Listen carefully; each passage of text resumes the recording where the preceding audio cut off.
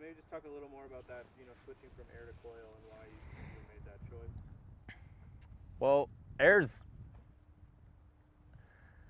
gotten really good. It's really impressive what guys have done, from RockShox to Fox and to Oleans, and the air forks they're good, man. Like, they're light years better than they were years ago, but there's still that variable with heat, altitude, the changing temperature of just the course of your day. So for me, last year, I've always enjoyed, or I've always liked a coil rear shock, and I made a full-time commitment last year. After a certain point, I put a coil on the rear of my bike, and there's obviously pros and cons to both air and coil, and there's a bit of a weight penalty, but to me that was like the biggest con, right? It was the weight. And once I put that thing on, I knew right away that this is it, man. Like, it's awesome. And the best way I've described it to people, besides the fact that you never have to touch it, is when things get hectic, it just gets better, man. It just doesn't do anything out of the ordinary. It's like it thrives. I feel like coils, they thrive on the rowdiness. So,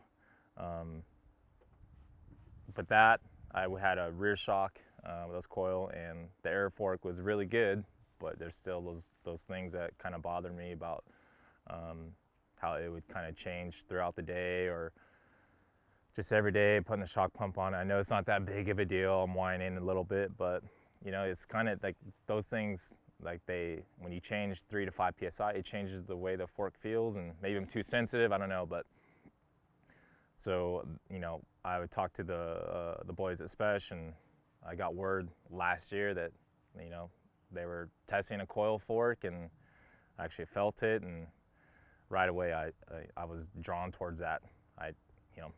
We know the benefits of a coil and like what it feels like initially off the top, and it's just a matter of getting to ramp up and all that. And it's like, if we go Oleans, man, I want that. That's where I want to be. I think that would be awesome for us. And fast forward, those guys did a lot of testing and did their homework and got things to a certain point, and pretty much perfect timing. We're here testing a coil fork, and so now I'm coil front and rear, and I don't ever have to put a shock pump on my bike. And like I said, I don't want to throw out the game changer. As everyone says, everything's a game changer, but for me, man, it's just so nice. It's in control. It's just it's very, when shit gets hectic, she likes to party. So just keep on going down that road and keeping it crazy, because it just stays in control. You're comfortable being uncomfortable.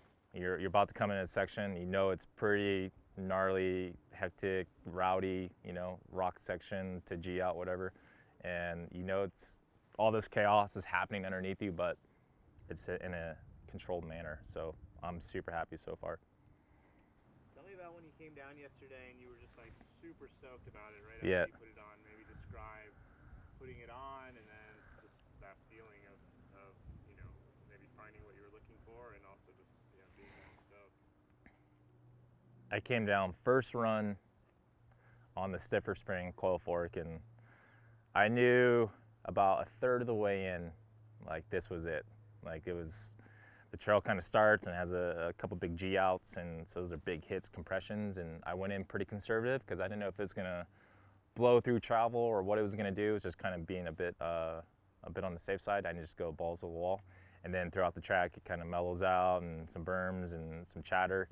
Once I got in the chatter, man, and I felt what the front was doing, but most of all, it was so balanced, front and rear, and the way I knew that all this was happening underneath me, but I'll go back to, it was just in a controlled manner, and I was like, oh man, this is awesome. It just, when you have that feeling, it gives you the other side of things. Like, it makes you want to push even that harder, because then you're trying to get to the I'm on the edge feeling, like this is out of control, but it's so much harder to get it to that point.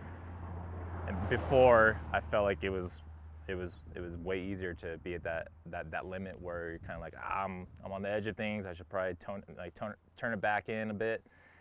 This was, it just got better, man, and it was shown in the clock, you know. It was going faster and faster, and things weren't. It wasn't. I feel like there's still more. You know, I haven't found the limit of what I'm personally capable of this setup. So right away, man, it was just a sense of it was just stable, planted, and a controlled rowdiness like feeling. So I was so happy, man. You can just tell, like, all that small bump, medium bump stuff, the front end was just tracking, wasn't deflecting. It was just it was going where you wanted it to go.